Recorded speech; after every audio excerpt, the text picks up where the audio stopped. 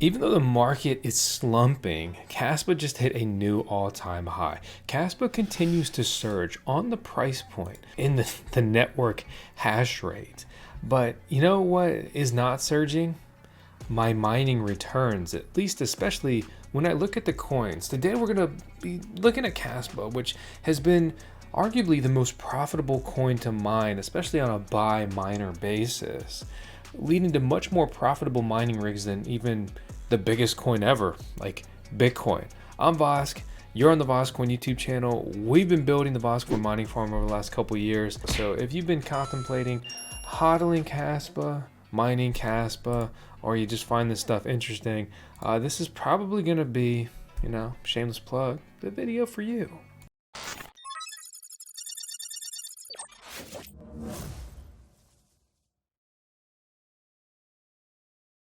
So looking at that network hash rate, right? I mean, this is crazy.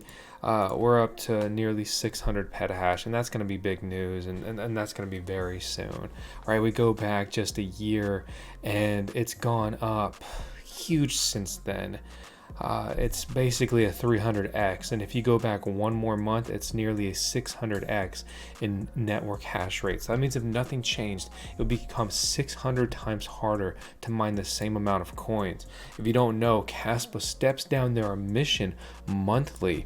Okay, so it effectively halves annually the amount of coins mined per block, or the block DAG, really like per day. And this is about to step down yet again, further reducing mining returns.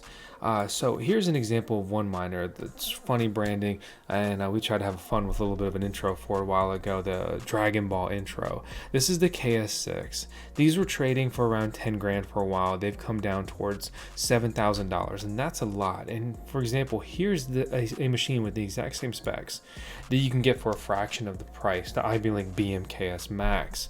It seems like the chip design was was either leaked or sold to multiple people or passed around or copied or whatever, because we see a lot of Kaspa mining rigs with this same performance, right? Because we see the 10.5, and then we also see the Ice River miners with a similar performance here as well.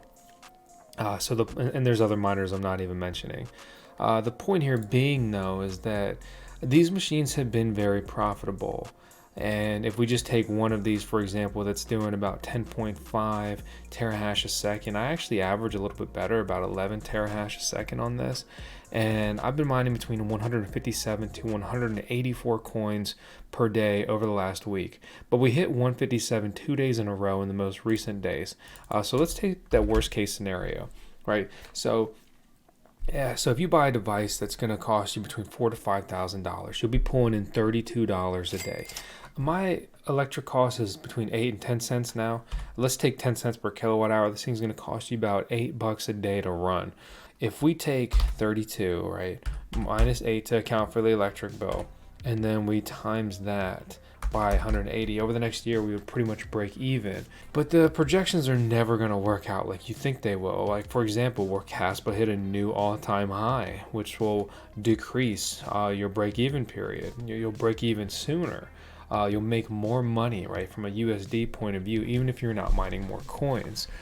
Or actually definitely along the way, that network hash rate's going to go up, which means there's more people trying to mine the exact same Kaspa coins every day. So more competition, you're going to mine less coins, right? And there's these massive Bitmain ant miners, the KS5 Pros, that are coming in mass. They should all be shipping out over the next 1 to 2 months. We're talking a lot of machines. They're going to drive the hash rate up crazy, right? It's going to decrease mining returns by a lot, because this is a miner that uses less electricity and has literally double the hash rate of the other devices we're mentioning here. So it's going to be nothing short of just interesting and intriguing, right? By the way, we've been on ASIC Marketplace's website. They're a big supporter of the VoskCoin YouTube channel. You can check out our link in the video description below. We also have a coupon code down there. If you do buy with them, please use our link. If you just use our coupon code, which I really encourage you to do because it's the best coupon code you can get to use on their site, but we get no credit if you only use our code and do not also click our link. And this isn't some lame influencer thing trying to get you to spend money on another site instead of going directly to the manufacturer and getting it cheaper, right? Let's pull it up. You could go and buy the KS5 Pro today for 15 grand, and you're also going to pay a 30% tariff if you're in the US. And if you buy maybe like $1 million, you can get that discounted with them. Or you could buy one or a few miners over here for cheaper before you even punch in the coupon code. I mean, just saying, you do whatever you want to do, right? Do your own research. There's also the KS0 Ultra, which is the newest little mini miner. You can get that for about $400 right now from them. Ice River still does have stock of those. They refuse to give us a permanent discount code, even though we've asked a ton. I believe that normally the mini miners are cheaper through them. You do have to buy the power supply and the shipping charge, but it still works out to be normally cheaper directly from Ice River for the KS0 miners. Normally, you can get their other size miners at better prices, ironically, from resellers. And now they're entering the Alpha mining game with their AL0 that looks just like the KS0, but it's mining a different coin. Remember that everything we're talking about here, these are ASIC miners. These are application-specific integrated circuit miners, purpose-built machines, custom computers that only mine one mining algorithm, which is normally only one coin that actually matters. These aren't devices you're going to be playing Fortnite on. These are devices that are incredibly specialized, incredibly lucrative, until they become incredibly worthless. Truly credible, right? Depending on your point of view and where in the timeline you actually acquire these things. It's been very crazy in mining over the last year. To be honest, it's been draining because until these recent Alpha miners came out, like the AL1 and the AL boxes and the AL0, it was Kaspa all across the board, right? You take these Alpha miners out of the equation, Kaspa, right? Kaspa. We have these seven most profitable miners are Kaspa ASIC mining rigs. And then a Litecoin Dogecoin script miner that hasn't even released yet. It says this is released. No one has these yet.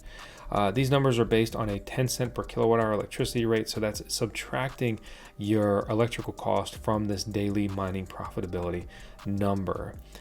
Which is interesting to see, you can see that we are outperforming our projected mining returns on these devices. So that's cool, that's good. As we go further down the list, we'll still see more Kaspa mining rigs. Like some of the best Kaspa miners from last year are still top 10 most profitable miners to absolutely have. Unfortunately, they carried a huge buying premium to get into those during those periods. So while they may be very lucrative, they've been very expensive, which creates a long road to actually breaking even on these devices. The talk of the town, right, is can Alpha be the next Kaspa?